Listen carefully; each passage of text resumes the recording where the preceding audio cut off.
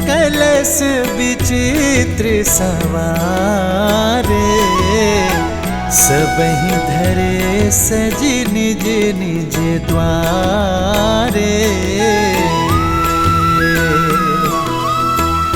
बंदनवार पताका के तू, सबहि बनाए मंगल हेतु।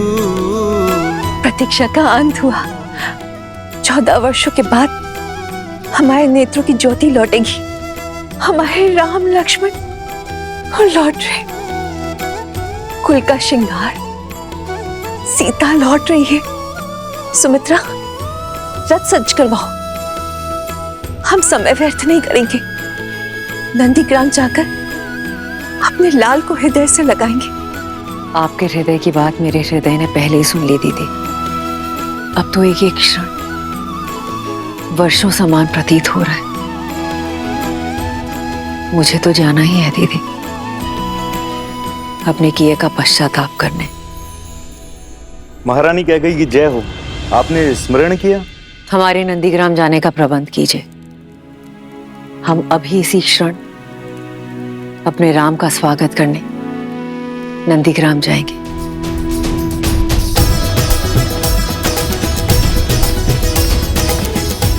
अब हमारे अयोध्या में खुशियां होंगी। आज हमारे राम का ही नहीं, अभी तो पूरी अयोध्या का वनवास खत्म होगा। और आज राम के तप का और भरत की तपस्या का फल मिलेगा। वो देखो, गोमाता जा रहे हैं। उन्हें तो देखना भी मत, उनकी तो छाया भी अशुभ है।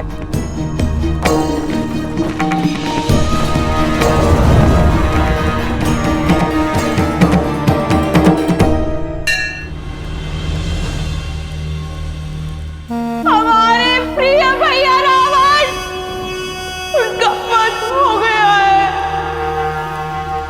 राम की हार ही हमारे भाई का प्रतिशोध होगी भैया, और तुम्हारा प्रहार ही हमारा प्रतिकार होगा।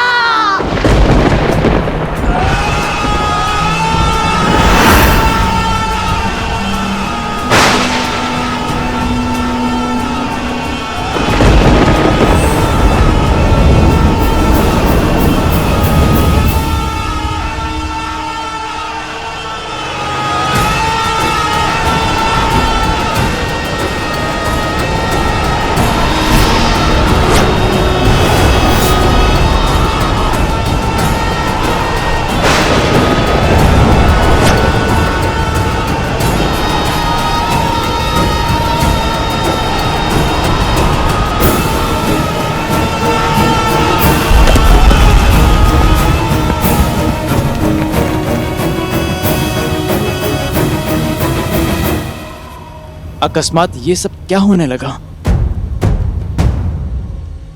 सुख के रंग में शोक किए काले कैसी महादेव। माँ, क्या ये अंधकार किसी अनिष्ट का सूचक है? हाँ पुत्र, इस संसार में जब जब धर्म ने अपने पग पसारे हैं, तब तब अधर्म ने भी उसे चुनौती देने के लिए अपना सर उठाया है। जब जब न्याय जगमगाया है, तब तब उसकी छवि धूमिल करने के लिए अन्याय भी संसार में आया है। और आज जब अच्छाई का नाद बजा है, तो उसे उत्तर देने के लिए बुराई के शस्त्र मुख का शंखनाद तो होना ही था। परंतु ये अंधकार केवल प्रकृति का परिवर्तन मात्र ही नहीं है, अपितु विचारों और विवेक का परिवर्तन भी है। रावण रूपी शत्रु बाहर था, हमारे सामने था, इसलिए उसे हम शस्त्र या अस्त्र की सहायता से पराजित कर सकते थे। परंतु उस शत्रु का क्या, जो हमारे अंतर्मन के भीतर छिप कर बैठा है, क्योंकि ना तो उसे कोई अस्त्र काट सकता है और ना ही कोई शस्त्र मार सकता है। अर्थात श्री राम की सबसे कठिन परीक्षा अभी तक शेष है। हाँ पुत्र, परंतु ये भी सत्य है कि कष्टों और कठिनाइयों की अग्नि में जलकर ही स्वर्ण कुंदन बनता है और नरों में श्रेष्ठ नारायण के ज्ञान रूपी प्रकाश को प्राप्त करने के लिए अज्ञान के इस अंधकार का होना भी अनिवार्य है कि राम के अयन की चुनौतियां अभी शेष हैं।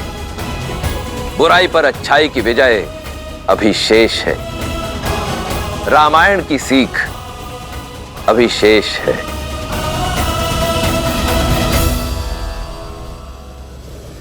ये कैसी माया है जो उत्साह के प्रकाश को अवसाद के अंधकार में बदल रही है, जो अयोध्या प्रभु श्री राम के प्रेम और उत्साह से जगमगा रही थी, अकस्मात संदेह में क्यों डूब गई? नहीं, राम भक्त हनुमान ये कभी होने नहीं देगा। सूर्य से तेजस्वी हमारी अयोध्या को ये किसकी काली छाया ले गई? भैया की प्रतीक्षा में जो हमने दीप जलाए वो क्यों बुझ गए? जिन्होंने रघुकुल का तेज बढ़ाया उनका स्वागत क्या इस अंधकार से करेगी अयोध्या? हे प्रभु, ये क्या हो रहा है?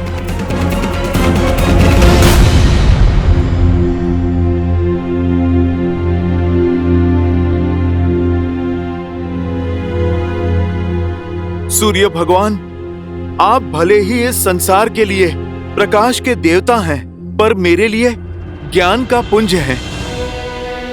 आपका शिष्य हनुमान असमंजस के अंधकार में है। अयोध्या पर फिर से किसी की कुदृष्टि पड़ी है। अयोध्या वासियों की बरसों की प्रतीक्षा रंग लाने को है। उनके प्रभु श्री राम आने को हैं, जिन्होंने इस संसार में धर्म का प्रकाश फैलाया है। उनका स्वागत इस अंधकार से नहीं हो सकता सूर्यदेव। उनके आगमन के क्षण को तेज से भरने के लिए ये हनुमान आपका आवाहन करता है सूर्यदेव। इस काली रात्रि को जगमगाने के लिए आइए।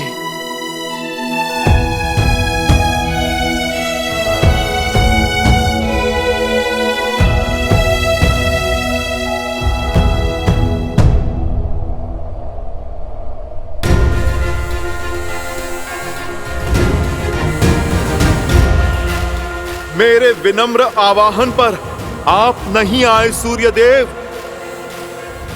उचित कहते हैं प्रभु श्री राम, भयभीन होए ना प्रीत। जो कार्य मेरा निवेदन नहीं कर पाया, अब मेरा क्रोध करेगा। जय श्री राम। जय हनुमान ज्ञान गुण सागर, जय कपीस तिहु लोक उजागर। रामदूत अतुलित बल धामा, अंजनी पुत्र पवन सुत नामा। राम दुआरे तुम रखवारे, होत न आज्ञा बिनु पैसारे। आपन तेज समारो आपै, तीनों लोक हाथ धरे तापै। बजरंग बली हनुमान। प्रेम और विनय के शब्द आपने सुने नहीं, तो अब क्रोध का नाद सुनिए। मैं पवन पुत्र हनुमान आपको उदय होने का आदेश देता हूँ, और यदि आपने इसे भी अनसुना किया तो बालपन में जो मैंने भूल से किया वो आज जानबूझकर दोहराऊंगा। मैं आज फिर से आपको निगल जाऊंगा।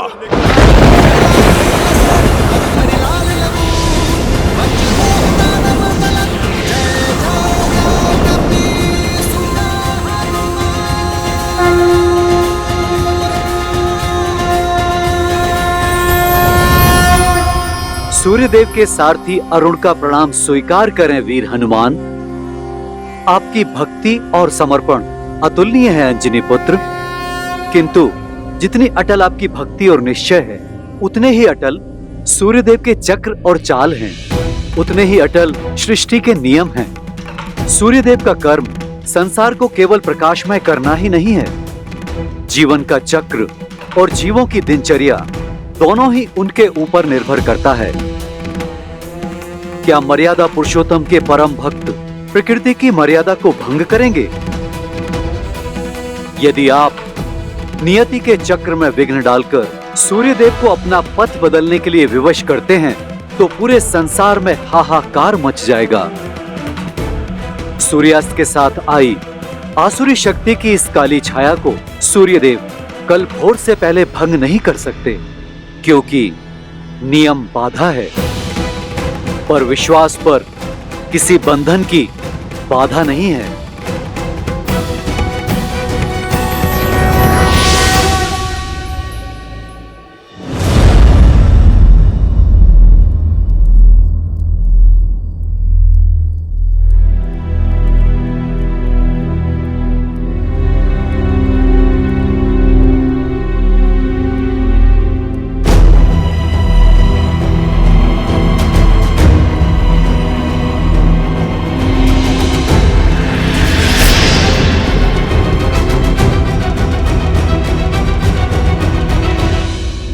आप यहाँ क्यों आई हैं रानी कैकई? भैया के वनवास देने के पाप को मैंने भैया के कहने पर क्षमा किया, किंतु उसके कारण मेरी भाभी माँ का अपहरण हुआ, जिसे मैं कभी नहीं भूल सकता।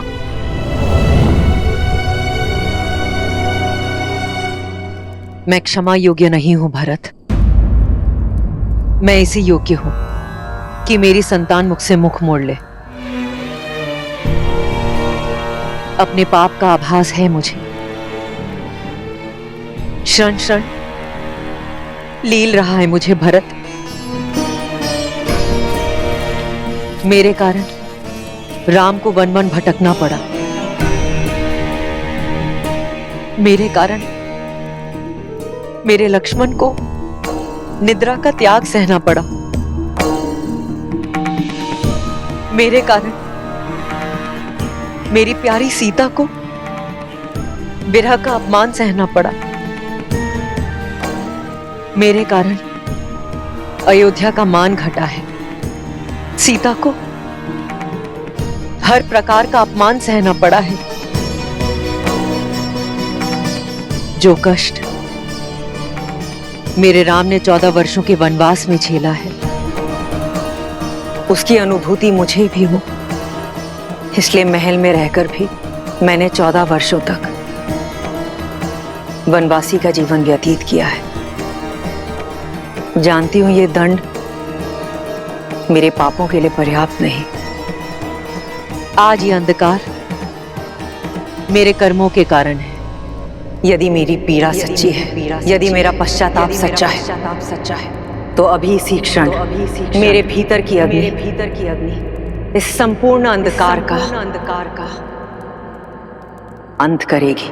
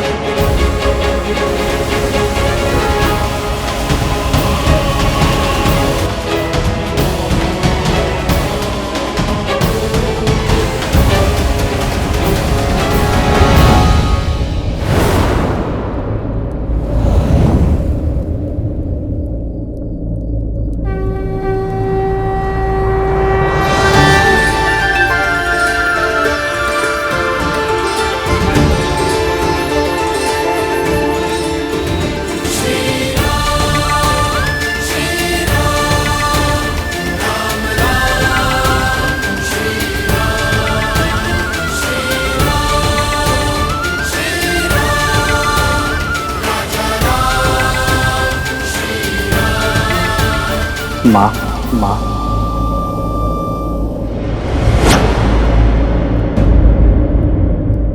मैं मां कहलाने योग्य नहीं रहा।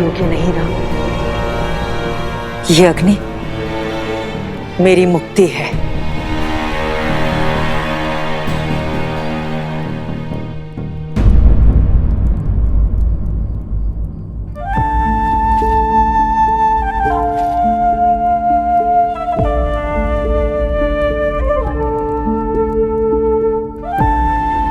इस बलिदान की आवश्यकता नहीं है मां।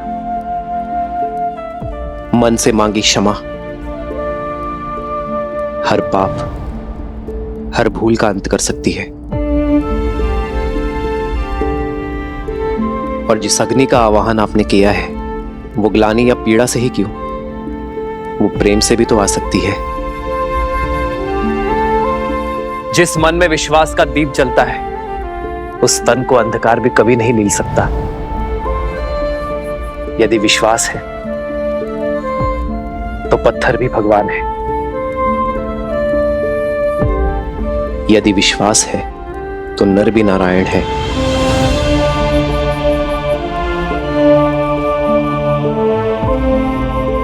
यदि विश्वास है तो सब कुछ है। विश्वास वो सूर्य है जो किसी भी अंधकार को हर सकता है।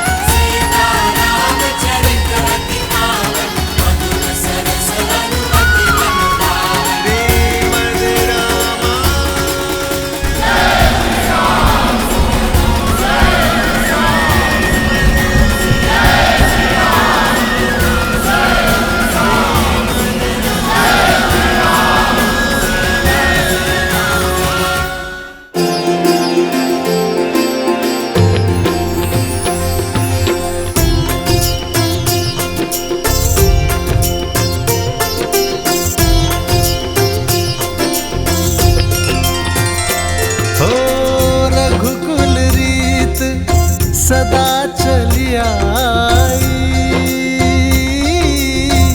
प्राण जाए पर वचन न जाए। भैया, आपके आगमन ने अयोध्या और अयोध्यावासी दोनों को आनंद के प्रकाश से भर दिया। सच्चा प्रकाश भीतर से आता है भरत। प्रकाश के लिए पीड़ा की अग्नि नहीं, प्रेम और क्षमा की ऊष्मा करुण पुकार की आवश्यकता है।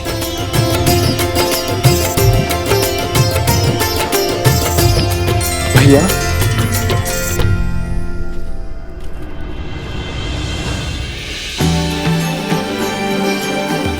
आयुष्मान भव।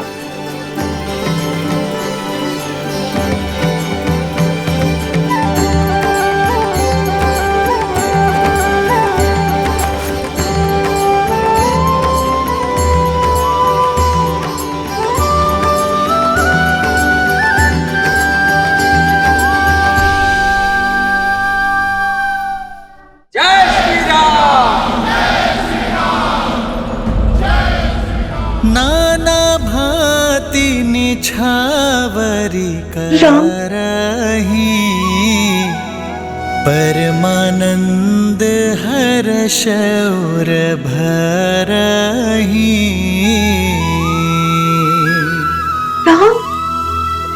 कौसल्या पुनि पुनि रघुबीरही, चितवती कृपा सिंधूर नधि रही।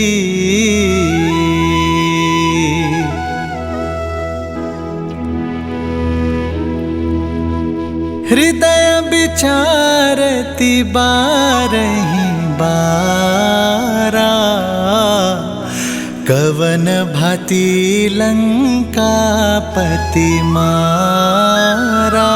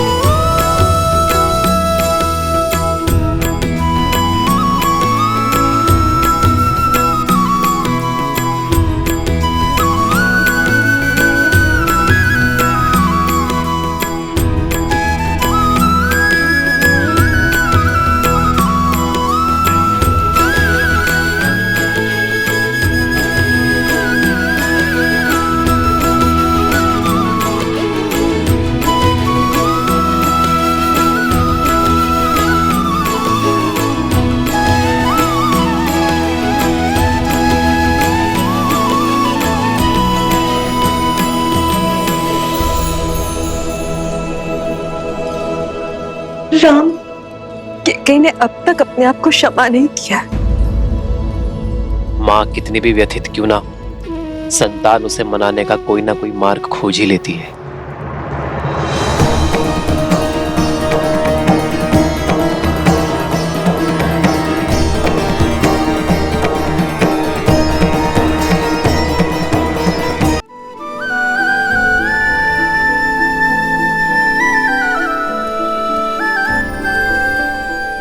भैया, वनवास के अंत के साथ ही आपके पद के कांटों की चुभन का भी अंत हुआ भैया।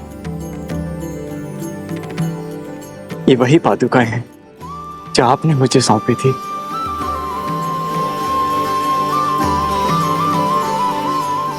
आपकी अनुपस्थिति में इन्हीं के कारण अयोध्या सुखी और सुरक्षित रही।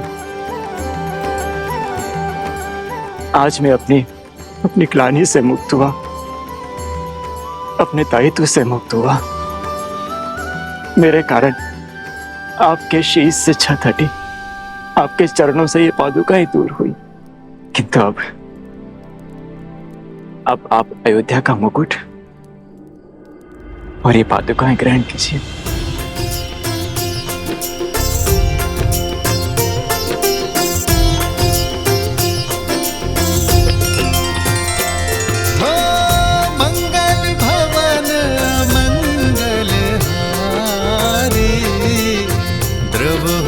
दशरथ अजर बिहारी।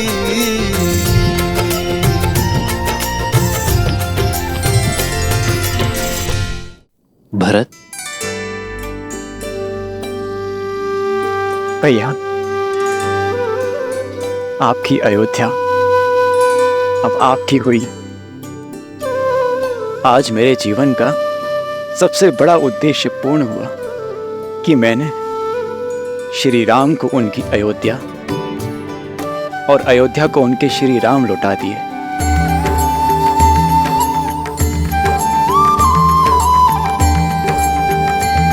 प्रजा के मुख का तेज और उनके मन का उत्साह प्रतीक है तुम्हारे परिश्रम का। एक माता की भांति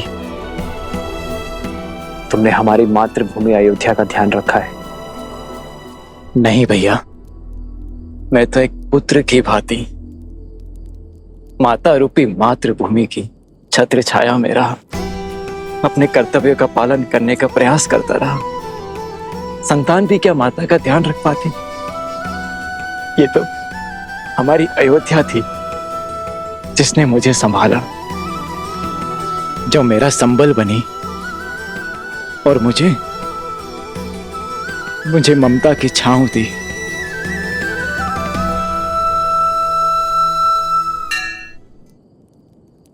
धर्म के प्रति तुम्हारी श्रद्धा ने एक नई परिभाषा रची है भरत। मेरे लिए तुम्हारा प्रेम आज हमें यह सुनहरा दिन दिखाया है। तुम्हारे राज में अयोध्या सुरक्षित थी, एक थी, और अब हम इसे मिलकर आगे बढ़ाएंगे। आदर्श और मर्यादा की है ये कथा महापावनम। काट मद श्री से मिला दे श्रीमद् रामायणम, श्रीमद् रामायणम।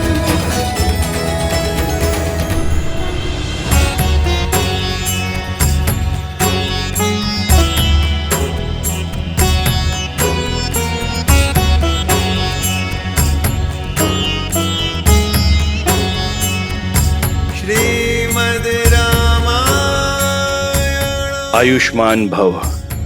श्रीमद् रामायण, श्रीमद् रामायण। आचार्य, इस यात्रा में हमने प्रयास किया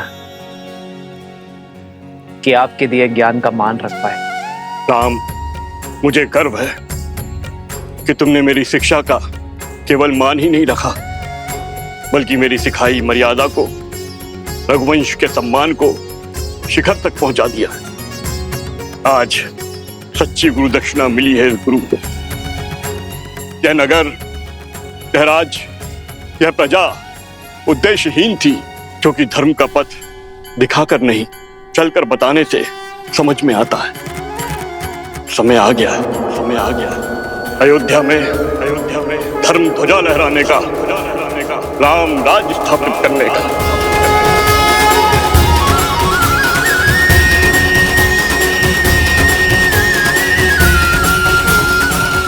आज अमावस की रात्रि है, नगर में प्रवेश करना शुभ नहीं होगा, किंतु कल भोर प्रवेश करने के लिए सज रहना पुत्र। क्षमा चाहता हूं आचार्य, परंतु आप ही ने तो सिखाया था कि समय या मुहूर्त नहीं, व्यक्ति का मंतव्य है, उसके कर्म शुभ होते हैं। अमावस्या की ये रात्रि भी मुझे मेरे माताओं के दर्शन करने से, उनका आशीर्वाद लेने से नहीं रोक पाएगी। जिस अयोध्या की प्रजा ने 14 वर्षों तक मेरी प्रतीक्षा की है,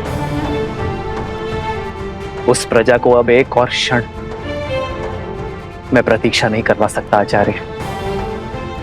यदि मेरे कर्म शुभ है, मेरा मंतव्य शुभ है, तो अमावस्या की ये रात्रि भी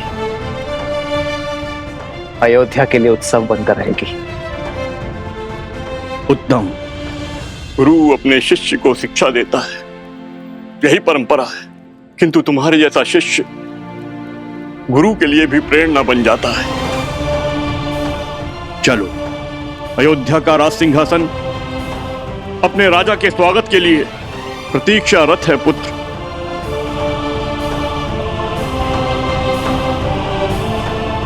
एक राजा होने से पूर्व मैं एक पुत्र भी हूं आचार्य, किंतु राज सिंहासन पर बैठने से पूर्व यदि आपकी आज्ञा हो तो मैं कुछ क्षण अपनी माताओं के आंचल में बैठना चाहता हूं। उनके दर्शन किए बिना ना ये राज सुहाएगा और ना ही ये राज मुकुट। जब एक मां अपने पुत्र के घर लौटने पर उसकी आरती करती है, घर प्रवेश करती है, तो वो अपने पुत्र के तन और मन से संसार की सारी कुरीति, सारे लांछन धोती है। कर्तव्य का भार उठाने से पहले उसकी शुद्धि करती है।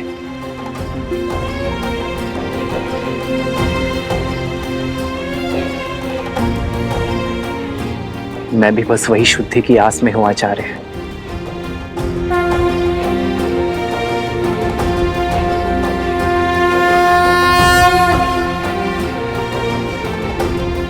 आप आज्ञा दीजिए गुरुदेव, हम जाकर गृह प्रवेश की तैयारी करते हैं।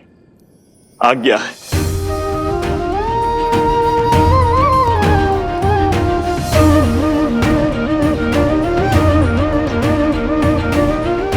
प्रभु, प्रजा की प्रतीक्षा का अंत कीजिए।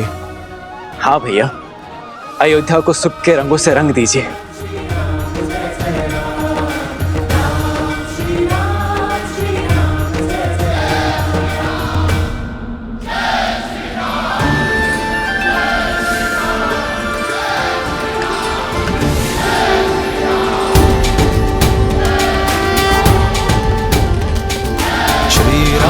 चंद्र कृपालु भजु मन हरण भव भय दारुणम्।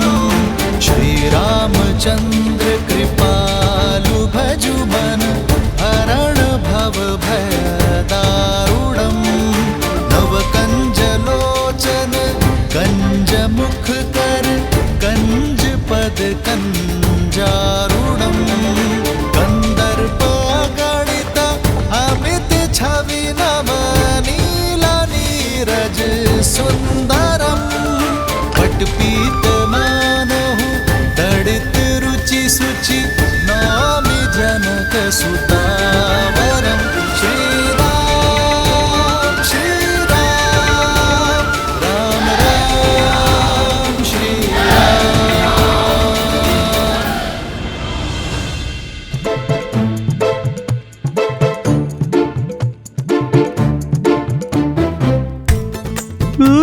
इतने सारे मिष्ठान। बहुत महीने हो गए हैं स्वादिष्ट भोजन किए हुए।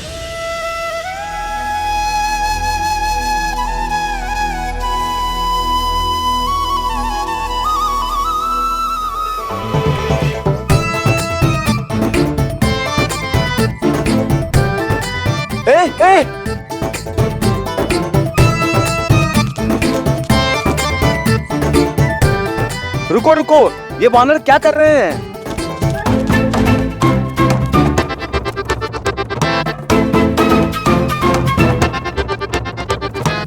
ये दुष्ट वानर तो हमारे सारे मिष्ठान लेकर भाग गए। अब हम प्रजा में प्रसाद कैसे वितरित करेंगे? डांडियों को खोल दो, रोको। प्रभु, अयोध्या और इसकी प्रजा पर आपका अधिकार है और हमारा अधिकार है आपका स्वागत करना।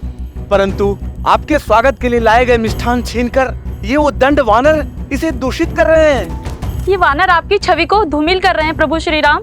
इन्हें अयोध्या से बाहर निकालिए प्रभु, ये रंग में भंग कर रहे हैं।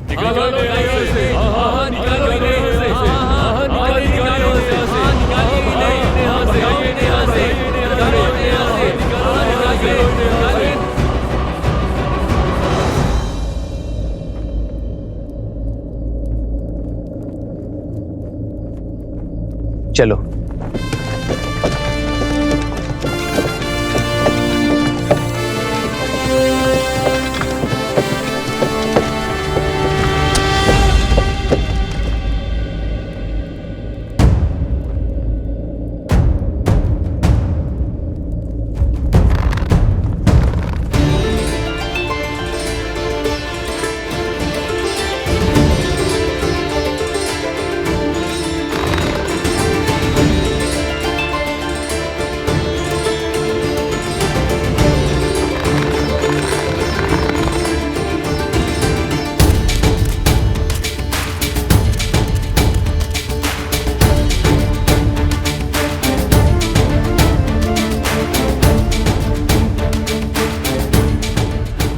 रुक जाओ, रुक जाओ।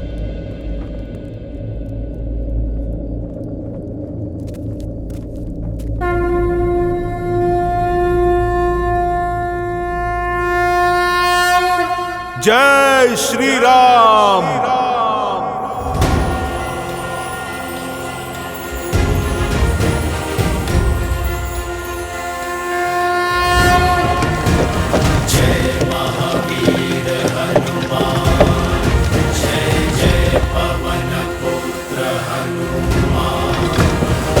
हनुमान ज्ञान गुण सागर जय कपीस तिहु लोक उजागर रामदूत अतुलित बल धामा अंजनी पुत्र पवन सुत नामा। हनुमान, रुक जा।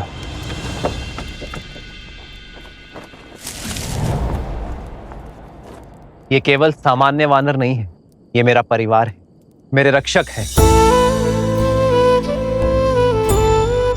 ये वो शस्त्र है जिन्होंने मुझे बाहुबल दिया। ये वो कवच है जिन्होंने युद्ध में मेरी रक्षा की। 1 वर्ष भूखे प्यासे रहे, युद्ध में मेरी सहायता की। मेरे लिए इन्होंने अनेकों यातनाएं सही। मेरे वानर वीर सीता से मिलन का सेतु बने, धर्मरथ के चक्र बने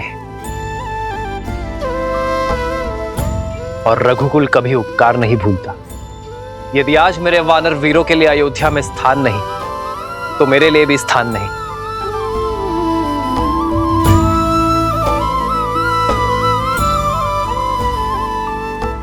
यदि आज मेरे वानर वीर अयोध्या में नहीं रह सकते, तो मैं भी अयोध्या में नहीं रह सकता।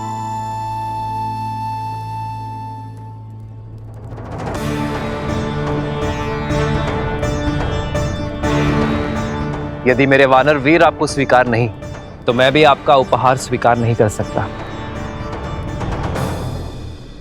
मेरे वानर वीरों का अनादर रघुनंदन का अनादर है, रघुकुल का अनादर है।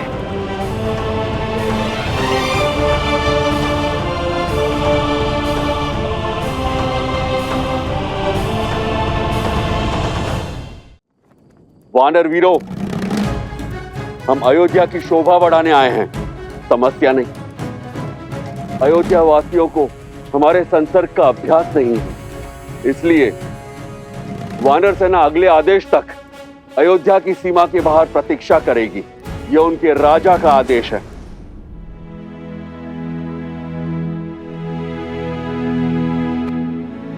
पर वानर राज, प्रभु ने अभी अभी कहा कि हम 1 वर्ष से भूखे प्यासे लड़ रहे थे।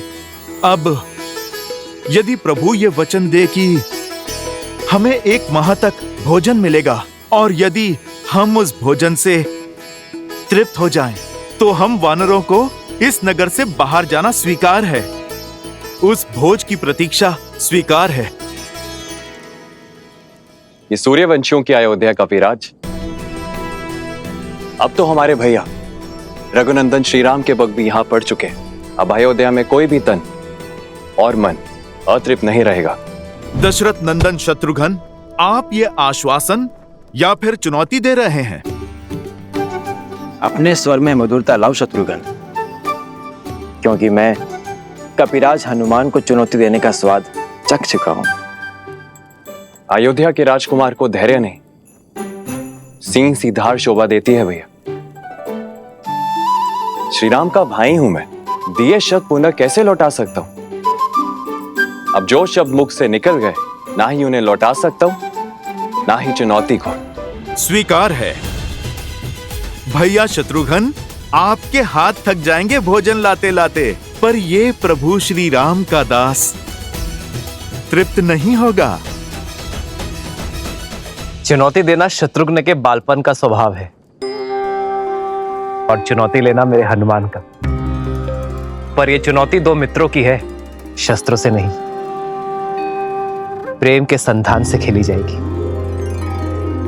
और जब शत्रुघ्न ने चुनौती का प्रहार कर ही दिया है, तो उसे हनुमान के प्रतिवार से उसे केवल हनुमान और शत्रुघ्न की माता सीता ही बचा सकती है।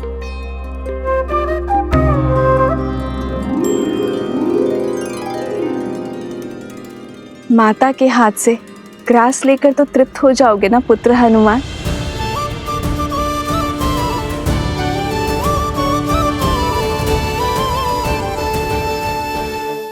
जय श्री राम, जय श्री राम, जय श्री राम। सियावर रामचंद्र की।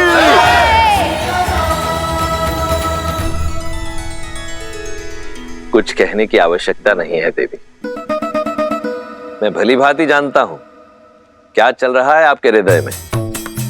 जिन श्री राम के संसार के आगमन के उत्सव में हम सम्मिलित हुए, जिनके विवाह उत्सव का हम भाग बने, उनके अयोध्या पुनरागमन के समारोह में भला हम कैसे नहीं जाएंगे। उनके अयोध्या में लौटने के इस उत्सव का साक्षी बनने से ना तो मैं वंचित रहूंगा, ना आप। तो हम चलेंगे ना पिताश्री? हाँ पुत्र, क्योंकि श्री राम आ रहे हैं। श्री राम आ रहे हैं।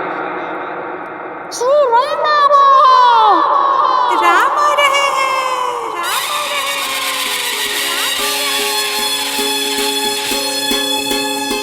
नहीं और भाई सूरज जागा पाए अमृत ये मन प्यासा, पतझड़ पीता मधुरत आई, जीवन में जैसे सुध पाई। सुखी धरा पे जैसे महबर से ठंडक पाए नैना तर से, महायुद्ध अयोध्या ने जीता, लौटे हैं राम लखन सीता। हमरे राम जी सिया पधारे सरयू के किनारे, द्वार सजाओ संग साथिया, सौभाग्य है जगरे दुख दूर भय सारे, स्वागत में नाचो संग साथिया।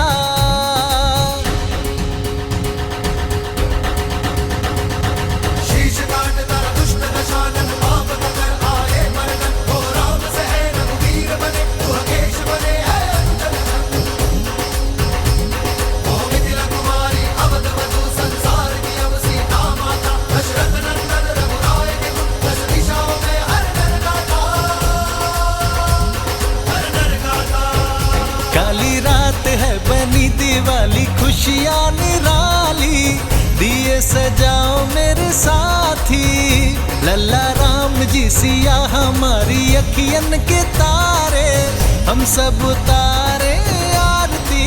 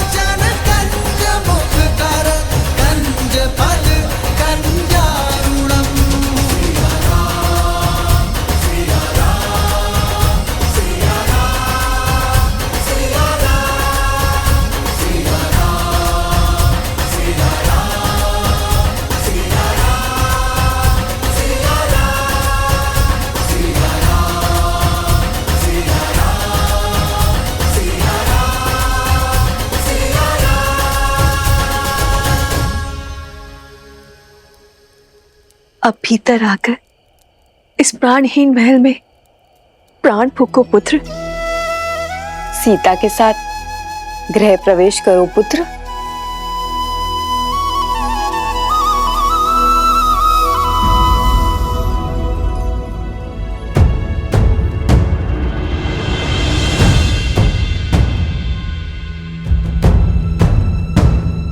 क्या हुआ पुत्र? इन हाथों ने पुण्य स्थापित करने के लिए बहुत बड़ा पाप किया है मां।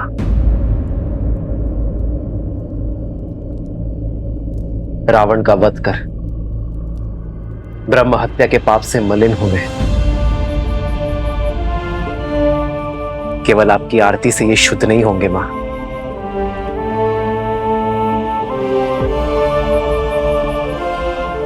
तो क्या हमारे स्नेह में या आरती में कोई कमी रह गई है पुत्र? आपके स्नेह में कोई कमी नहीं है मां, कमी है माताओं की उपस्थिति में।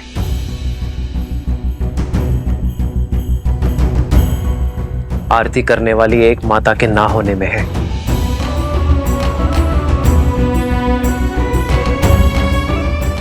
इस आरती के लिए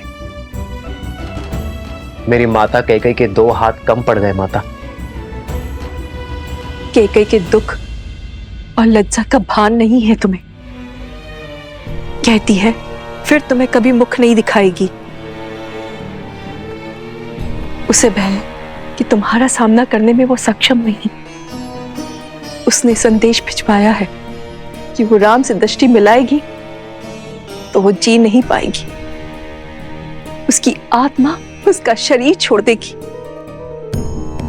और तुम्हारे गृह प्रवेश में वो कोई अपशगुन नहीं चाहती। फिर तो वनवास से भी बड़ा संकट हो जाएगा मां। माता कैकेयी का ना आना अपशगुन होगा। मेरी माता कैकेयी के आशीर्वाद के बिना मैं नगर में तो प्रवेश कर गया, किंतु गृह प्रवेश नहीं कर पाऊंगा। गृह प्रवेश नहीं कर पाऊंगा। गृह प्रवेश नहीं कर पाऊंगा। रघुनंदन तो बन गया, किंतु रघुकुल का राजा नहीं बन पाऊंगा। राजा नहीं बन पाऊंगा। मैं अपनी माता कैकेयी के बिना घर प्रवेश नहीं करूंगा। मैं प्रवेश नहीं करूंगा।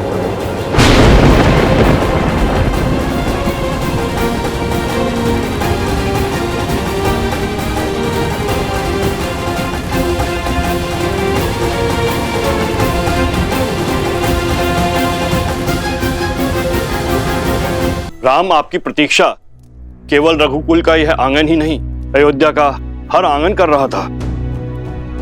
प्रजा की प्रतीक्षा को परीक्षा में न बदलो पुत्र, आगे बढ़ो। माता कैकेयी की उपस्थिति के बिना कैसे आगे बढ़ूं आचार्य? जिस माता ने बालपन से अपने हृदय में बिठाया, उन माता कैकेयी की अनुपस्थिति में अयोध्या का राज सिंहासन कैसे संभालूं? भैया, सूर्य का धर्म होता है सबके लिए उदय होना, और केवल एक के लिए वो अपने कर्तव्य से पीछे नहीं हट सकता। लज्जा का भार ममता पर हावी है, और इसीलिए रानी कैकेयी ने स्वयं को एक कक्ष तक सीमित कर लिया है। जब मन में ही ग्लानि हो तो आशीर्वाद के लिए हाथ कैसे उठ सकते हैं? और केवल उनके लिए आप अयोध्या की प्रजा को आशीर्वाद देने उठे हाथों की उपेक्षा नहीं कर सकते। आइए ना भैया, गृह प्रवेश कीजिए ना। घर क्या होता है भरत? दीवारें, छत, या वो आश्रय जो सुविधाओं से तो भरा है, किंतु उसमें प्रेम का वास नहीं। घर का प्रारंभ होता है मां से, और यदि माता का मन ही अशांत हो तो घर शांत कैसे हो सकता है भरत? यदि आज मैं अपनी माता की लज्जा का अंत ना कर पाया तो उसी ग्लानि का अंग बनना स्वीकार है मुझे।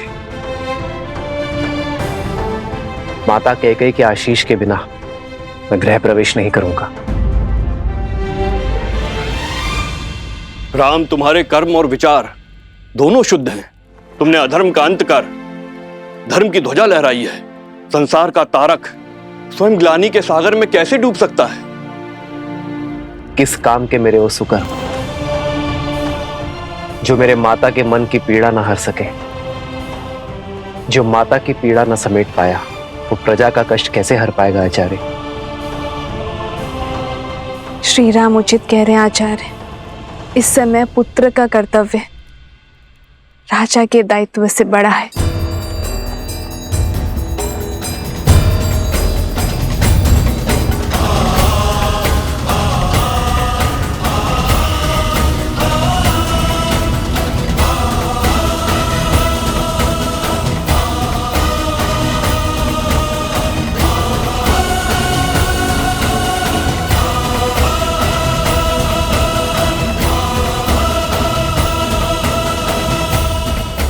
जब तक माता कैकेयी गृह प्रवेश की आरती नहीं करेंगी, सियाराम के पग इस घर की चौखट को नहीं छुएंगे।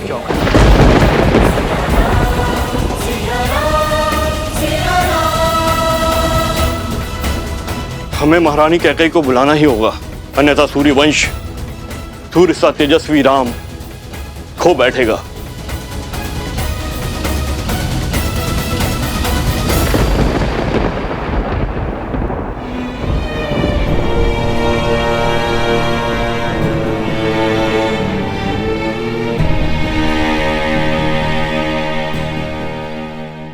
कस के पकड़ो, आंखें लक्ष्य पर, प्रत्यंचा तनी हुई। अब इसे खींचो और छोड़ दो। और कब तक आप अयोध्या के आकाश पर शोक का मेघ बनकर छाई रहेंगी? कब तक आप अयोध्या के आनंद पर ग्रहण बनी रहेंगी? वर्षों के बाद दुख की धरा पर सुख की किरण पड़ने ही वाली थी। राम भैया अयोध्या में पग धरने ही वाले थे, किंतु वे द्वार पर खड़े केवल आपकी हट के कारण। महारानी, सही कहा तुमने। अपने कुकर्मों का भार अपनी मृत्यु शैया तक ढोऊंगी मैं। अपने एक पुत्र को सिंहासन पे बिठाने की चेष्टा में मैंने अपने दूसरे पुत्र को वन की अग्नि में झोंक दिया। अब शकुन का दूसरा रूप हूं मैं। राम के आने की शुभ घड़ी को अपनी उपस्थिति से मैं अशुभ कैसे कर दूं? कैसे दृष्टि मिलाऊंगी मैं अपनी राम से? कैसे? आपका दुख, आपका पश्चाताप ना ही आपके द्वारा किए गए कुकर्मों को मिटा सकता है और ना ही आपके प्रति राम भैया के प्रेम को। आपने चाहे जो भी अनिष्ट किए, किंतु भैया सदा आपको अपनी माता मानते हैं। आपसे जो भी अपराध हुआ वो क्षमा योग्य तो नहीं, किंतु आप अपनी ग्लानि की अग्नि में राम भैया के आनंद के वेला को नहीं झुलसा सकती। किंतु राम भैया अडिग है कि जब तक आप उनके द्वार पर आरती नहीं उतार देती, तब तक वो ना ही भीतर आएंगे और ना ही राज्याभिषेक करवाएंगे। चलिए, ईश्वर के लिए चलिए। मैं नहीं आ सकती। कैकेयी की राजकुमारी शक्तिशाली थी, किंतु अपने पुत्र के लिए श्राप लेने वाली ये अभागन मां दुर्बल है।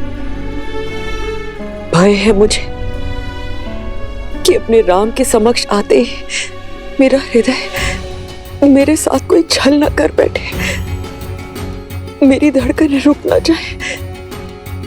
यदि ऐसा हुआ तो एक बार फिर मेरे राम का मार्ग रुक जाएगा। मेरी मृत्यु के कारण मेरे राम के आगमन की शुभ घड़ी अशुभ घड़ी में बदल जाएगी।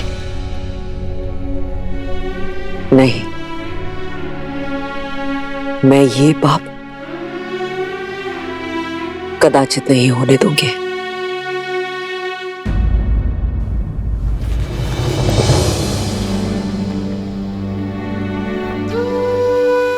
आज प्रेम के आगे ग्लानि को झुकना ही होगा। आपको चलना ही होगा। नहीं चल सकती मैं भरत, क्षमा कर दो मुझे।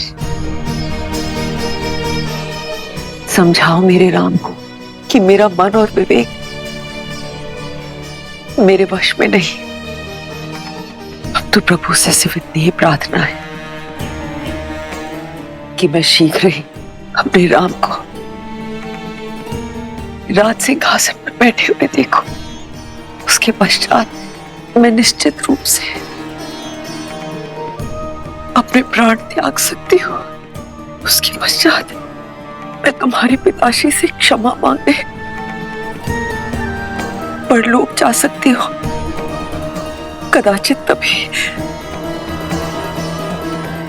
मेरी आत्मा को शांति मिलेगी। क्षमा कर दो भरत, क्षमा करो। निर्बलता के इस क्षण में कैकेयी को विश्वास दिलाने का बल देना नारायण, कैकेयी को राम की दृष्टि मिलने का संबल और उसे आशीर्वाद देने का साहस देना। राम के लिए, अयोध्या के लिए कैकेयी का चित्त शांत करना होगा आपको। उसे ये विश्वास दिलाना होगा कि उसका आशीर्वाद श्राप नहीं, अयोध्या की कल की नींव है। हे भगवान, हमें तारिए। 14 वर्ष तक अयोध्या ने प्रतीक्षा के आंसू पिए हैं। इस प्रतीक्षा का अंत कीजिए। अब क्या होगा? महारानी कैकेयी बाहर आएंगी या नहीं? ना आए तो ही अच्छा है, जिसके कारण हमारे राम ने इतने कष्ट भोगे, महाराज दशरथ ने प्राण त्यागे, उसकी तो छाया हमारे भावी महाराज पे पड़नी भी नहीं चाहिए। सीते, यदि आज माता कैकेयी का सम्मान स्थापित ना हो पाया तो कभी नहीं होगा। संसार यही कहेगा कि अपनी पत्नी का मान बचाने के लिए महायुद्ध लड़ने वाला राम अपनी मां का सम्मान ना बचा पाया।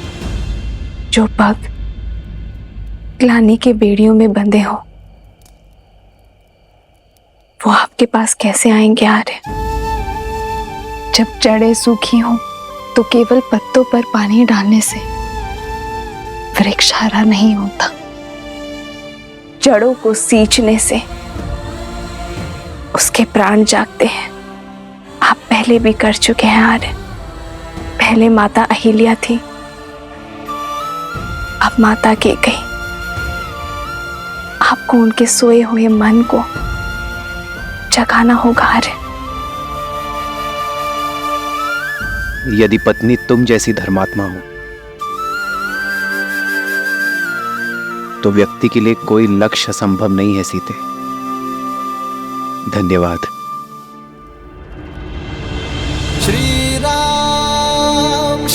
राम राम राम श्री राम। महल के स्थान पर ये कहाँ चले गए श्री राम? कहाँ चले गए श्री राम?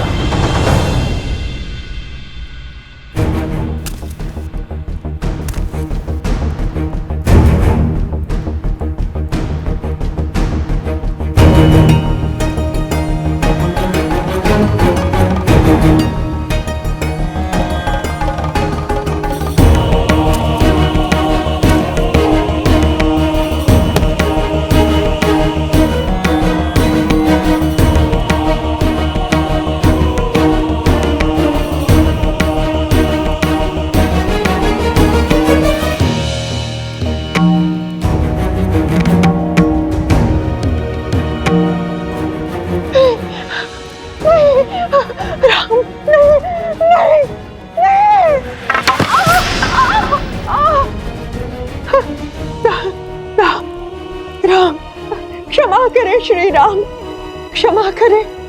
ये दुष्टा अपने सारे अपराध स्वीकार करती है। मैं आपके पग पड़ती हूँ प्रभु। मैं पहले बहुत दंड भुगत चुकी हूँ, मुझे और दंड मत दीजिए, और दंड मत दीजिए। नहीं नहीं नहीं राम, नहीं नहीं।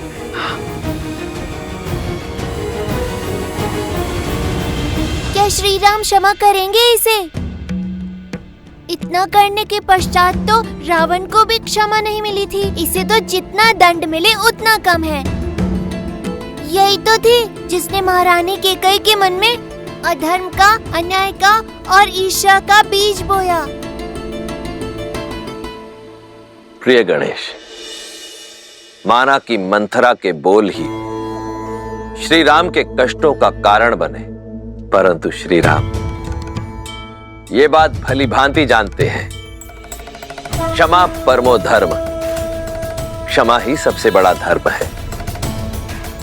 श्री राम रूपी ज्ञान की गंगा में गोते खाने के लिए सज्ज हो जाओ पुत्र।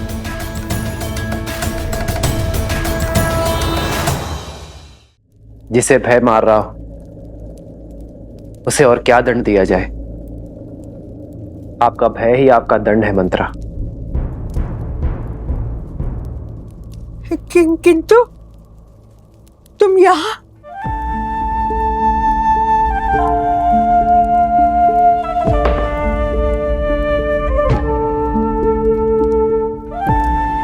मैं आपको क्षति पहुंचाने नहीं, मुक्ति दिलाने आया हूं। कैसे नर हो राम?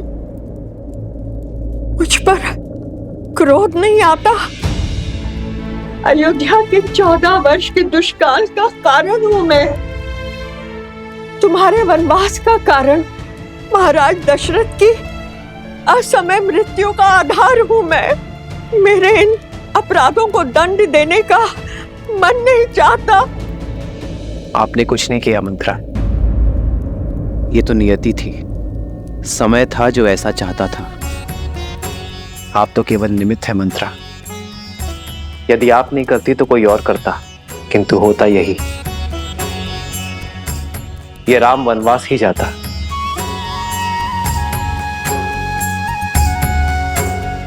निमित्त बनने का दंड तो आप भोग चुकी हैं, अब बारी मुक्ति की है।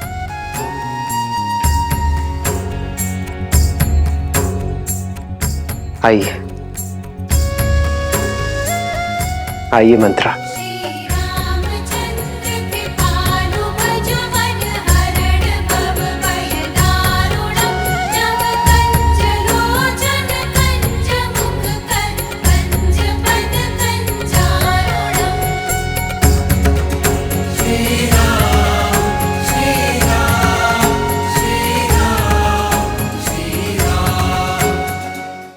राम राजा बनने वाले हैं। यथा राजा तथा प्रजा। राजा की क्षमा प्रजा के लिए दया और करुणा का उदाहरण बनती है। श्री राम ये जानते हैं कि जो हृदय क्षमा कर सकता है वही हृदय सच्चा न्याय भी कर सकता है। अच्छा, तो मंत्रा को क्षमा कर श्री रामनाथ केवल स्वयं करुणा दिखा रहे हैं, बल्कि अपने प्रजा को भी करुणा का पाठ करा रहे हैं। हाँ पुत्र, श्री राम वो राजा नहीं जो केवल युद्ध जीतकर अपनी शक्ति और राज्य का विस्तार करे। श्री राम तो वो राजा हैं जो मन जीतकर सबके हृदय के सम्राट बनना जानते हैं। और आज मंथरा को क्षमा कर उन्होंने इस संपूर्ण संसार को राम राज्य की एक झलक मात्र दिखाई है। वो राम राज्य जिसकी सबसे बड़ी शक्ति है अपने क्रोध और द्वेष पर विजय पा लेना। अपने इस कृत्य से श्री राम ने संसार को यह दिखा दिया कि एक राजा का सबसे बड़ा बल है क्षमा करना।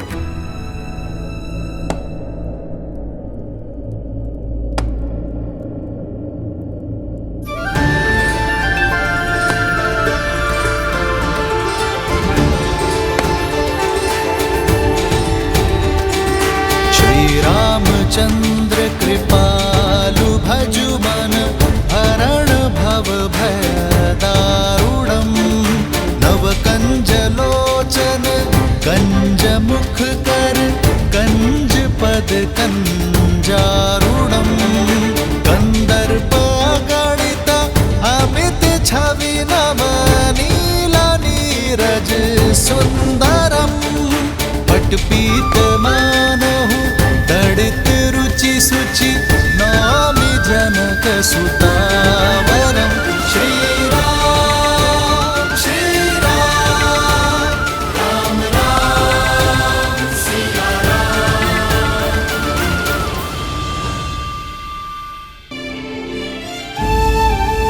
जो प्रणाम करते हैं उन्हें आशीष दिया जाता है, और हमें आपसे केवल एक ही आशीष चाहिए माँ, कि हम अपने कैकेयी माता के आशीष से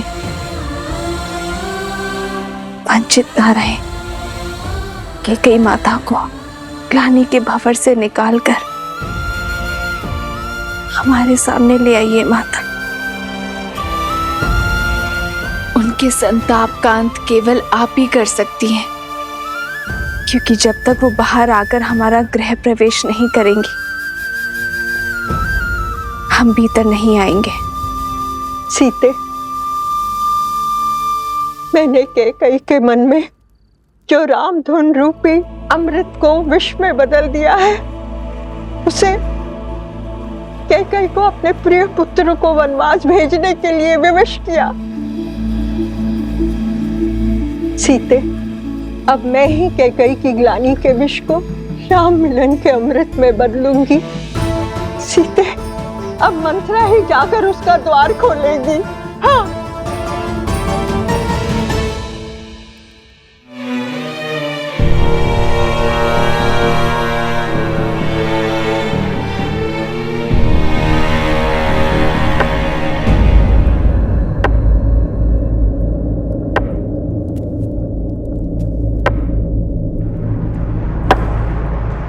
रुक जाओ।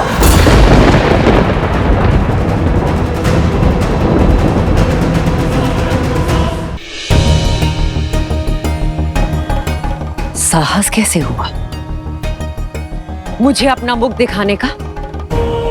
और तुम्हें मुक्त किसने किया?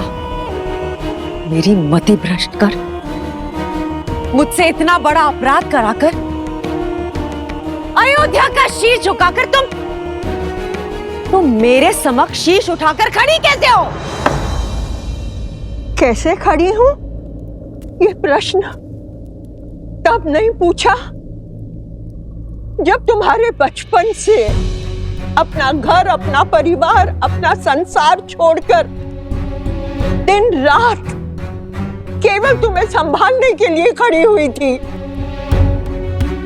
कितनी अभागन हूं मैं,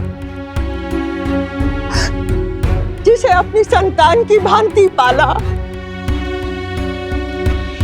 वही मुझे अपराधन मानती है, जिसे प्रेम की छांव में रखना चाहा,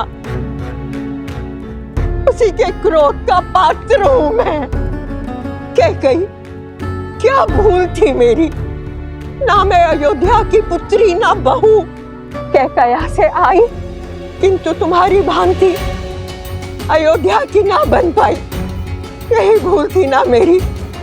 अपने राष्ट्र का प्रभाव, उसका मान बढ़ाना चाहा, उसकी शक्ति बढ़ानी चाहिए। यही थी मेरी भूल। ये सब केवल तुम्हारे लिए किया कैकेयी, केवल कैकेयी राज के लिए किया। परंतु इस राष्ट्र प्रेम का परिणाम क्या मिला?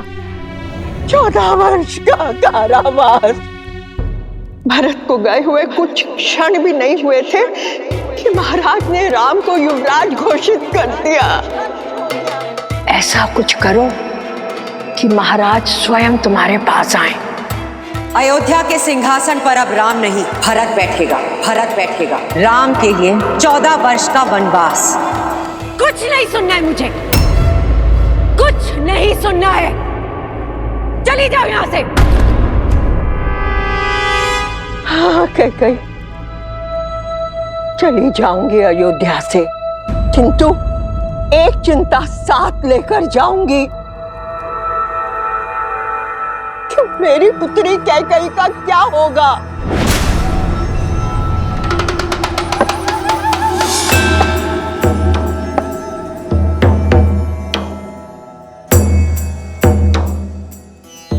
लौट आया है राम।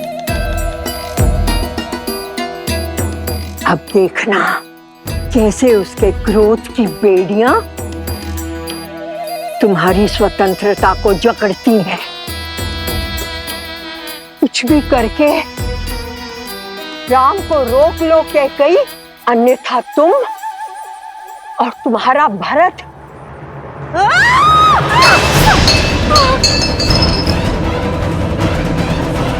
जिस पुत्र मोह और जिस संबंध के कारण तुमने मेरी स्वर्ग जैसी अयोध्या को नर्क बना दिया, आज उस संबंध को तोड़ता हूं मैं रघुकुल कुमार भरत तुम्हारा परित्याग करता हूं। कैकई, पत्थर पर भी वर्षों तक जल पड़े तो उसका आकार बदल जाता है, किंतु तुम, इतने वर्षों में भी तुम्हारे भीतर का विष कम नहीं हुआ। तुम दंड की नहीं, श्राप की अधिकारिणी हो। मेरी स्वर्ग जैसी अयोध्या पर नरक की छाया हो तुम। नहीं। मेरे घर परिवार पे जो विष के मेघ बरसाए हैं तुमने, उसके लिए आज मैं कैकई तुम्हें श्राप देती हूँ कि आज से तुम्हारा नाम पाप, बुराई, अधर्म और अंधकार से ही जोड़ा जाएगा।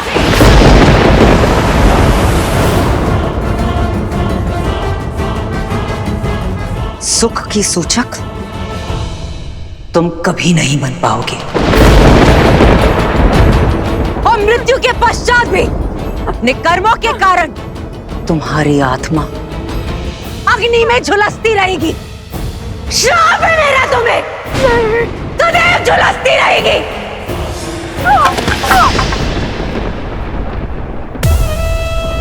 दासी हूं ना, जो स्वामी दे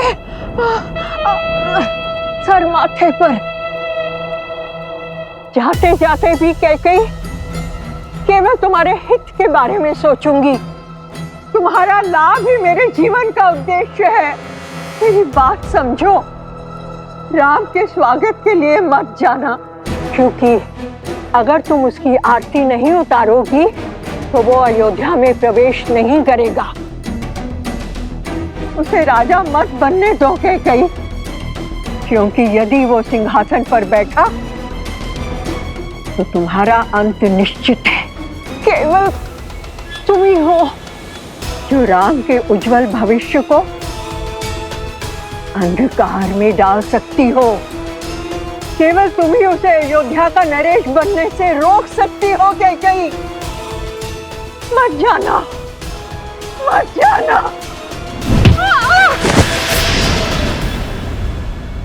और कितने पाप कराओगी मंथरा? खेद है मुझे कि मैंने कभी तुम्हें अपनी माता माना था।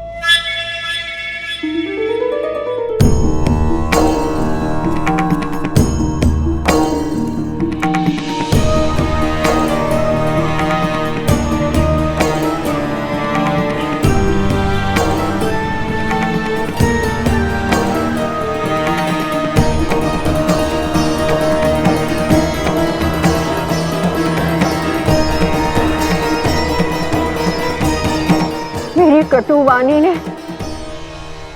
कुछ तो शुभ कार्य किया। तुम्हारे मन को मैं समझती हूँ कैकई।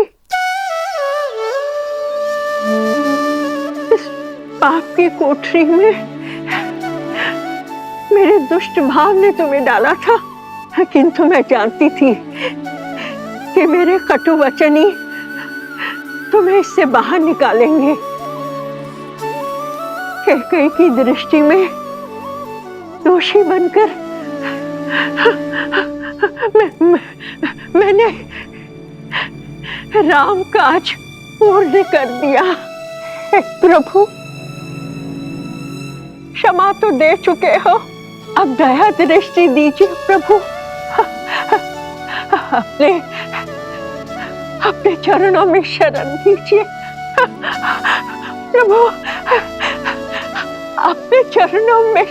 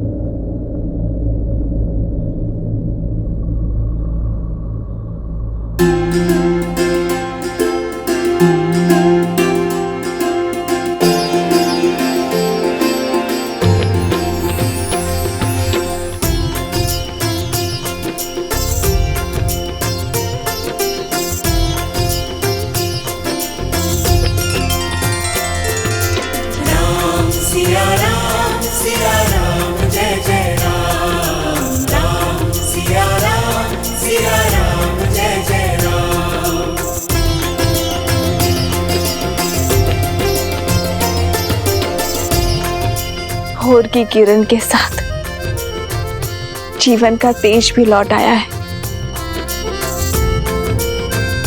कैकेयी माता आ गई है आर्य।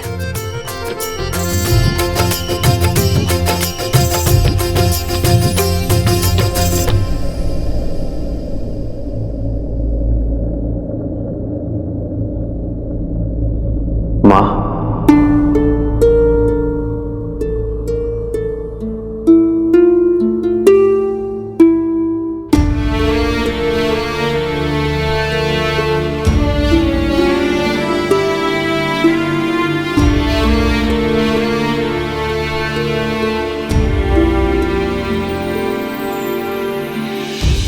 ग्लानि के आंसू है गंगा जल, कह के प्रभु करते अभिनंदन।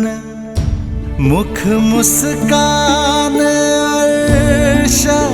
हृदय में, कैकेयी त्रास हरे रघुनंदन।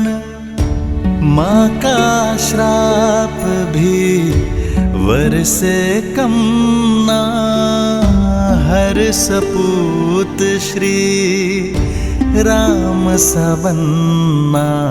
राम मेरे राम मेरे राम मेरे राम, राम प्रभु राम श्री राम। मेरी माता के ये अश्रु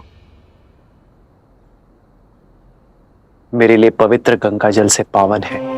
इन अश्रु को हाथों में लेकर ब्रह्म हत्या का पाप मेरे हाथ से धुल गया। माँ, आशीष नहीं देंगी माँ?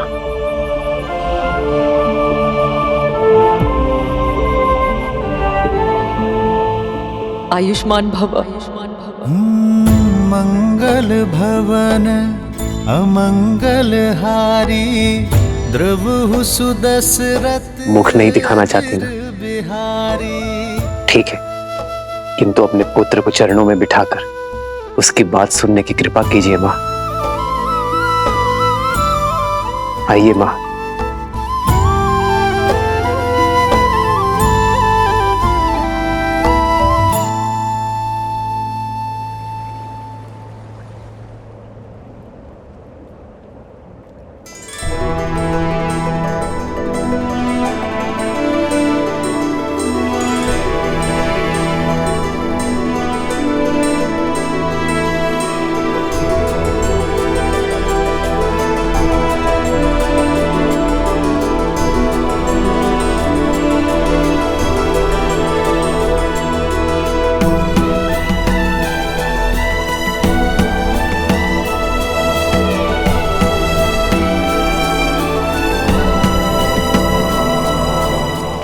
बैठिए माँ।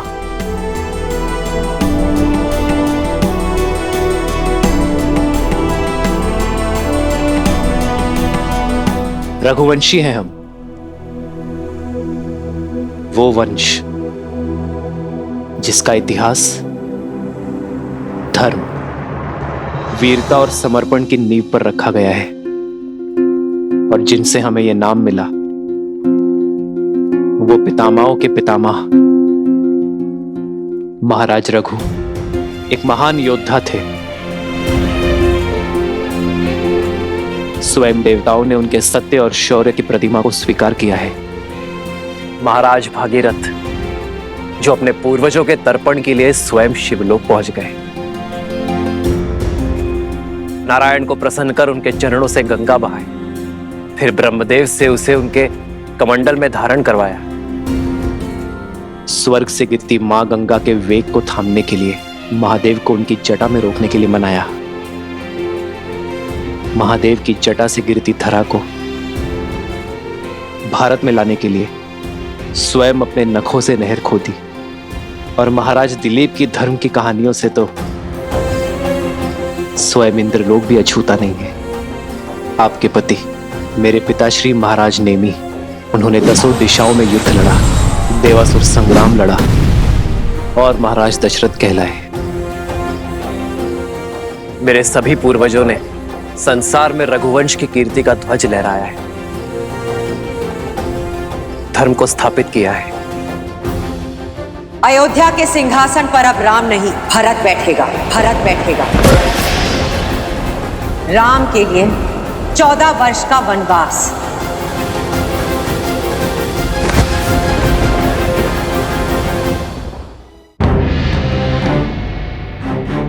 पर सोचिए मां, इतने प्रतापी योद्धाओं में से किसी ने दक्षिण की ओर प्रवास करने की इच्छा नहीं की, किसी ने वहां धर्म का ध्वज नहीं लहराया। वो अवसर मुझे मिला मां, मुझे, और वो अवसर मिला आपके कारण। यदि आप मुझे वन में ना भेजती तो रावण का अंत कैसे होता मां? संसार में मर्यादा और धर्म की स्थापना कैसे होती? यदि आप ना होती तो इतना बड़ा समाज, मेरे वानर वीर, रीछ, असुर, ये सभी धर्म और ज्ञान की गंगा से वंचित रह जाते मां। मां, यदि आप ना होती तो समस्त दक्षिण आज उत्तम धर्म का सुख नहीं भोग पाता मां। मां, आपका दिया ये वनवास समस्त आर्यवर्त के लिए वरदान बना। वो आप ही थी जिन्होंने महाराज दशरथ से लड़कर हम भाइयों को गुरुकुल भेजा। मां, वो आप ही थी जिन्होंने रावण का अंत और मर्यादा की स्थापना का आधार रखा। ये जो मेरे मित्र हैं, मेरे सहायक, मेरे वानर वीर, जिन्होंने मेरी रक्षा की, ये केवल मेरा राज्य अभिषेक देखने नहीं आए हैं मां, केवल यहां भोज खाने नहीं आए हैं। ये उस माता के दर्शन करने आए हैं जिन्होंने 14 वर्ष का एकाकीपन काटकर भी अपने पुत्र को समाज और धर्म की रक्षा के लिए भेजा। जिसे आप अपराध समझ रही हैं, वो मेरे वानर वीरों के लिए उद्धार बना। इतना घोर लांछन सहने पर भी आपने संसार में मर्यादा और धर्म की स्थापना में योगदान दिया है मां।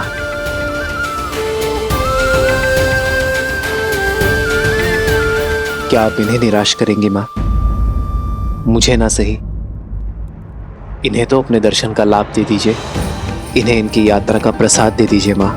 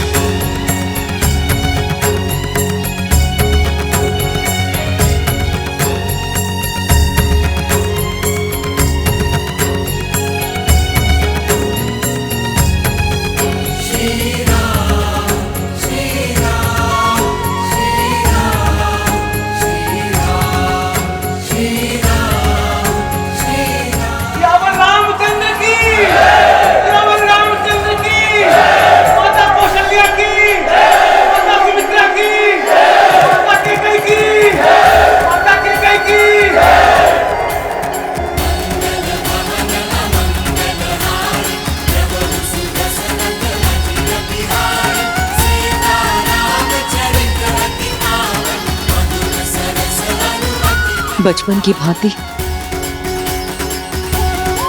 इस बार भी मुझे मना ही लिया तुमने।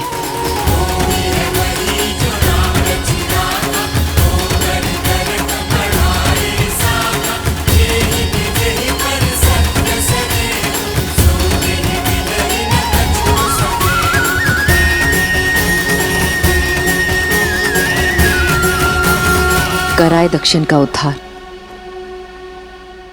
किंतु अब मेरे राम को राजा बनना होगा। अयोध्या को, अपनी प्रजा को आगे ले जाना होगा। अपने वंश को आगे बढ़ाना होगा राम। इस राज्य का उद्धार करना होगा। रामचंद्र की, रामचंद्र की, रामचंद्र की।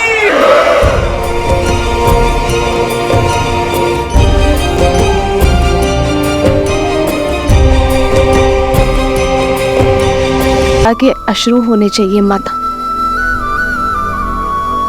सत्य कहा तुमने सीता। मेरे कारण अयोध्या पर जो कलंक और ग्रहण लगा था, आज अयोध्या उससे मुक्त हुई है।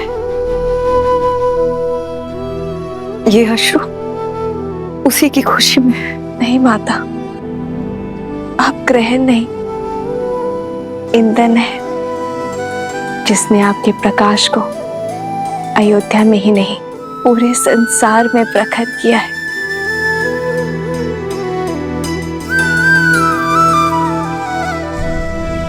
भरत भैया, सबके मन हल्के हो गए हैं।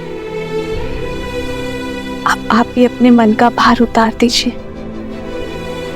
नियति के लेख का दंश माता को मत दीजिए भैया, क्षमा कर दीजिए उन्हें।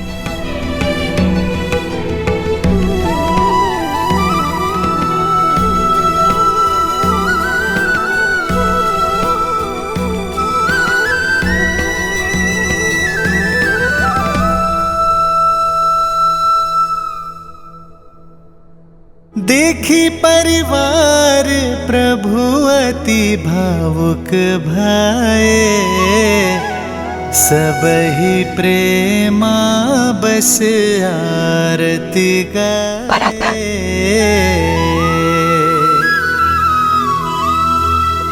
आगे सिया रामा सुख पाए, मनहु मोह माया मिटाए।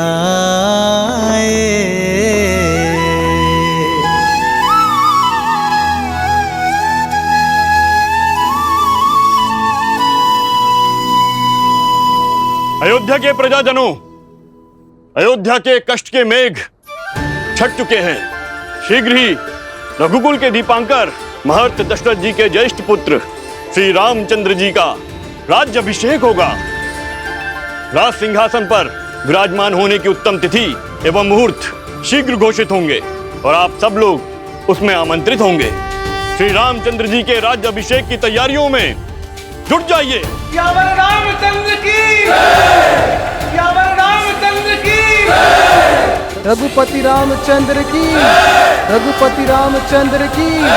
माता सीता की, माता सीता की।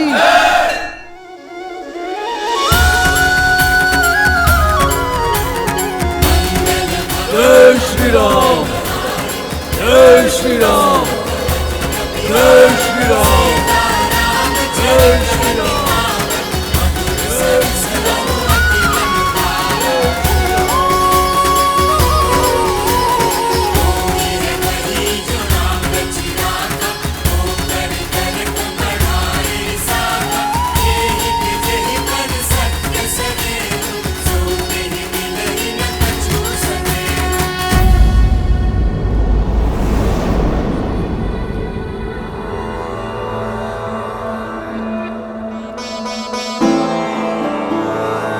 राम,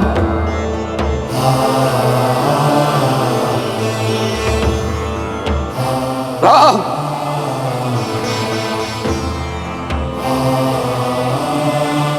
भरत आपके लिए कुछ भेंट लाया पिताश्री। मेरे पुत्र में इतनी अद्भुत प्रतिभा है, आशा करता हूं बाण भी उतने ही वेग से चलाते होंगे।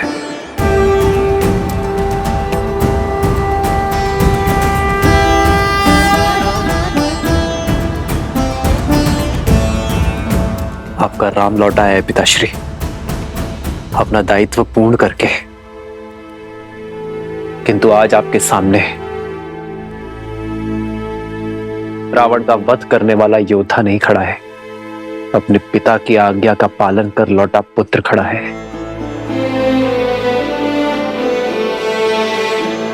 एक बार आपने कहा था कि पिता के आदेश केवल शब्द नहीं होते, वो कुल का आदर्श स्वप्न, यश, प्रतिष्ठा और सम्मान की धुरी होते हैं। आपने सत्य कहा था पिताश्री। इस यात्रा में मैंने जाना कि एक पुत्र पिता की संपत्ति, धनराज्य सब अर्जित कर सकता है, किंतु अमूल्य भेंट, वो विश्वास, वो मूल्य है जिन्हें उसके पूर्वजों ने स्थापित किया और पिता ने प्रमाणित किया। रघुकुल रीत सदा चली आई, प्राण जाए पर वचन न जाए। ओ रघुकुल रीत सदा चली आई, प्राण जाए पर वचन न जाई।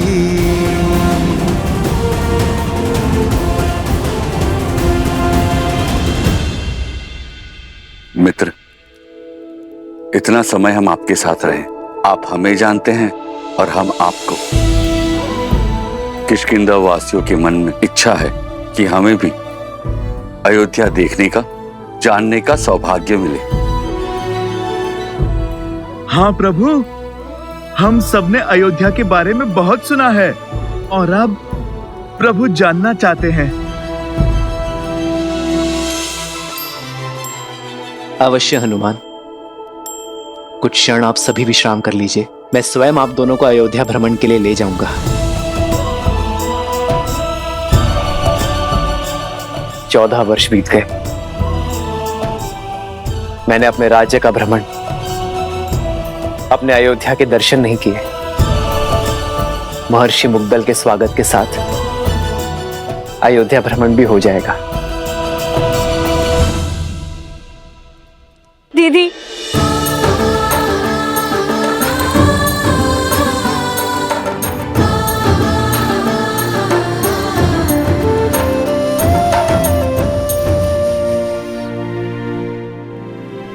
मुझे उर्मिला से मिलना है। कैसी है वो? कहाँ है वो? वो तो अब तक सोई हुई है, वर्षों से आंख नहीं खोली, अपने पति को दिए हुए वचन का पालन कर रही है।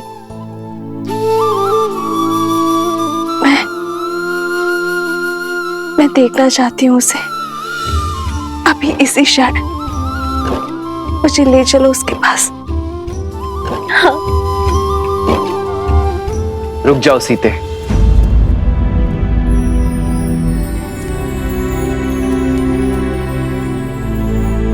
उर्मिला का प्रण पूरा होना अभी शेष है सीते। उर्मिला अपनी निद्रा केवल लक्ष्मण की उपस्थिति में ही तोड़ सकती है। जाओ लक्ष्मण, और जाकर अपनी पत्नी से मिलो। तुम्हारे और उर्मिला के सम्मिलित प्रण के कारण ही मेरा और सीता का प्रण पूरा हो पाया है।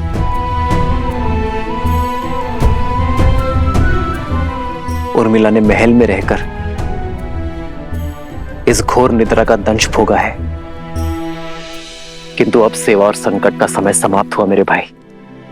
अब तुम्हारा प्रथम कर्तव्य अपनी गृहस्थी संभालना है। ये शुभता पूर्वजों के गति के कारण आई है। जाओ लक्ष्मण, और उर्मिला को निद्रा से जगाओ।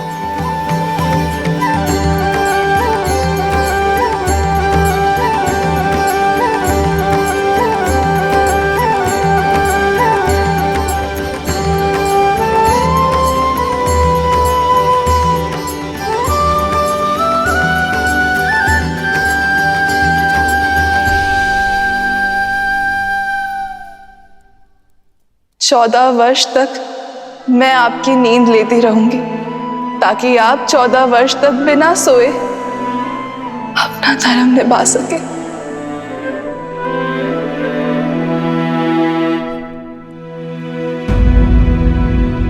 किंतु जो इतने वर्षों से नहीं जागी हैं, वो अभी जागेंगे क्या? मुझे तो बहुत घबराहट हो रही है। श्रुतकीर्ति, निद्रा 4 प्रकार के होते हैं: परिश्रम, मदिरा, मोह और दुख। परिश्रम से आई निद्रा सूर्य के प्रकाश से खुलती है। मदिरा से ऐसी निद्रा आती है जो चेतना के जागने से खुलती है।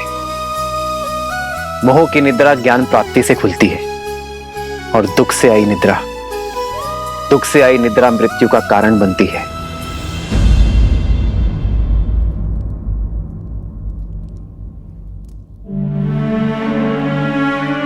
मैं जहां पर भी रहूं आर्य, मेरा मन सदैव आपके पास ही रहेगा। मेरी केवल एक ही इच्छा है आर्य, कि मैं जब भी अपनी आंखें खोलूं केवल आपको देखूं।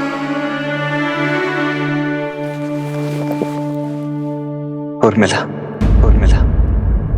कैसी अभागन हूं मैं। मेरे लक्ष्मण और उर्मिला मेरे कर्मों का भुगतान कर रहे हैं। नहीं मां, उर्मिला की निद्रा कोई श्राप नहीं है। ये तो उसका तप है, प्रेम की शक्ति है। उर्मिला केवल अपनी निद्रा ही नहीं, लक्ष्मण की निद्रा भी ले रही है। ये तो निद्रा देवी का आशीर्वाद है लक्ष्मण और उर्मिला दोनों को।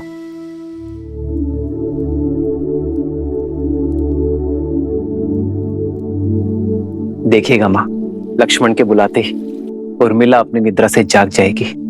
उठो उर्मिला, आंखें खोलो, देखो, मैं आया हूं।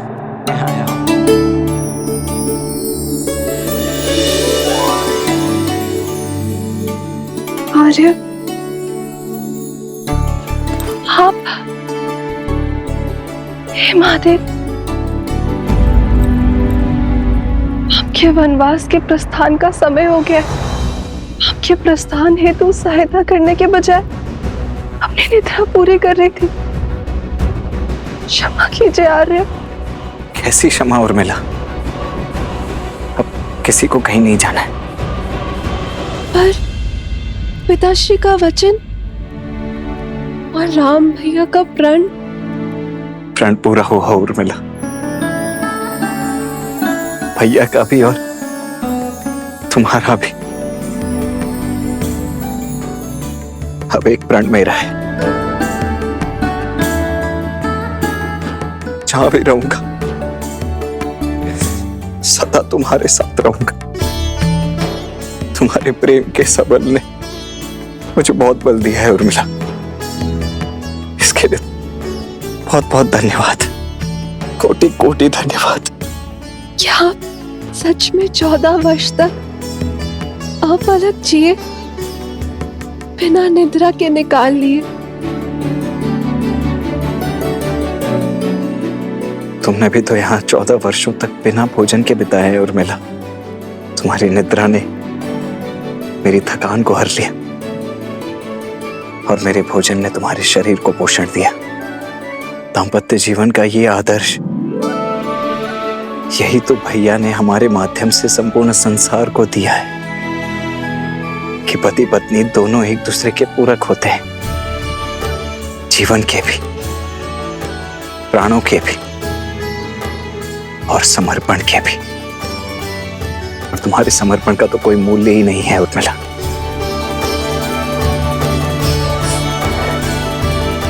अब चलो, पूरा परिवार, समस्त अयोध्या और विशेषतः भाभी माँ तुमसे मिलने के लिए अत्यंत व्याकुल है। मैं भी आ रही हूँ। आओ दीदी।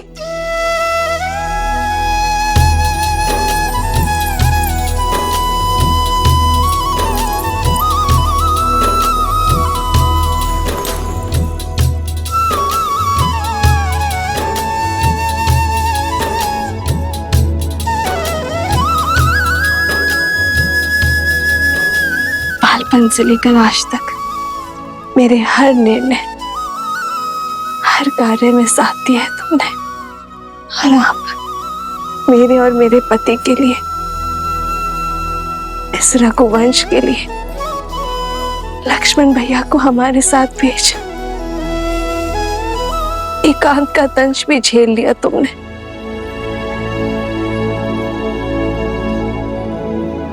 ना जाने ये ऋण कैसे चुका पाऊंगी मैं।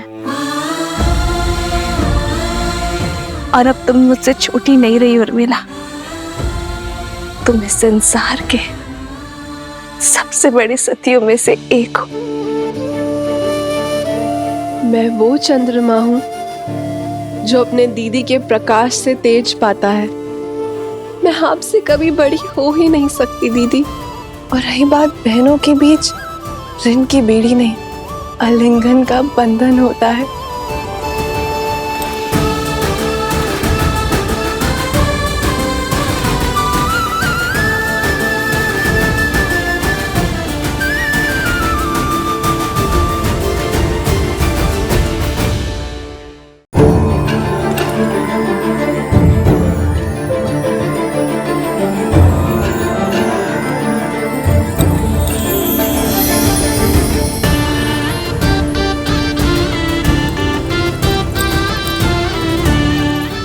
बहुत सुंदर, प्यारा लग रहा है।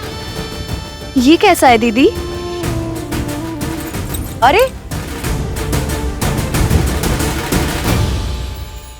तुम सब यूं ही अब तक बातें कर रही हो। ऋषि मुद्गल के स्वागत की तैयारियां करनी है, वो आते ही होंगे। जी माता, वर्षों बाद बहनों से मिली तो कुछ स्मरण नहीं आया। मैं समझ सकती, जो पीड़ा तुम सबने भोगी है वो मेरे कारण ही तो है।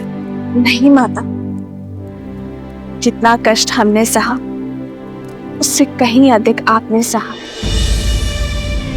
और शारीरिक कष्ट से कहीं अधिक मानसिक कष्ट होता है माता।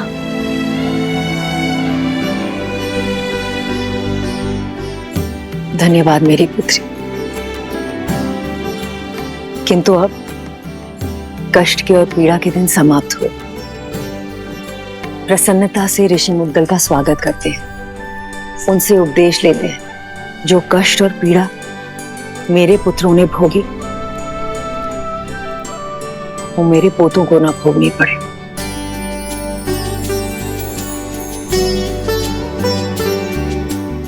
और अब तो केवल इसी समाचार की प्रतीक्षा है कि कब मुझे ये बताया जाए कि मैं मां से दादी बनने वाली।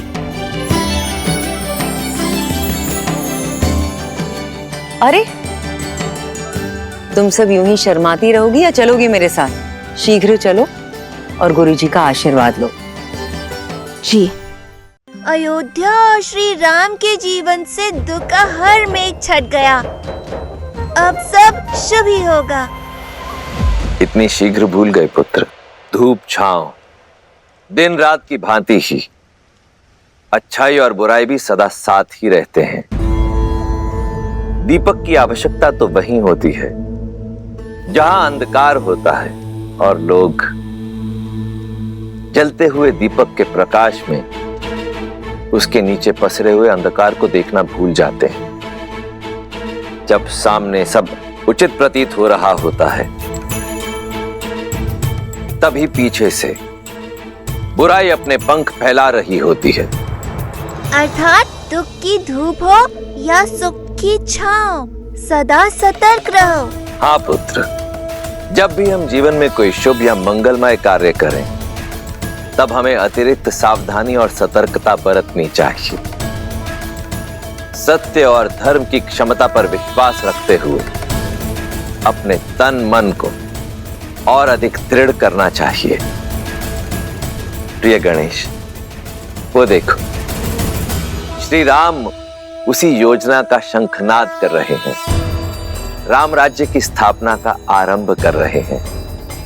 नर रूप में नारायण को प्रत्येक समस्या का सामना करना होगा, हर कठिनाई का हल खोजना होगा, राम राज्य की स्थापना करनी होगी। ऋषिवर, मैं जानता हूं आप सबके मन में क्या चल रहा है, किंतु जो होना है वो अवश्य होगा। 2 दिन बाद शुभ मुहूर्त है और ये राज्याभिषेक के लिए सबसे शुभ है। श्री राम, भगवान सूर्य के आशीर्वाद से सूर्यवंश के अगले सिरमौर आप ही होंगे। आपने वन भ्रमण के समय जो ज्ञान और अंतर्दृष्टि अर्जित की है, उसको अपने साम्राज्य में उपयोग करने का समय आ गया है। दया, दंड और दर्शन, इसको अपना शस्त्र बनाइए। श्री राम, आपके मार्गदर्शन से जगत कल्याण की ओर अग्रसर होगा। सभी आशान्वित हैं कि आप एक आदर्श स्वराज की स्थापना करेंगे और संसार के लिए शुभता का मार्ग प्रशस्त करेंगे।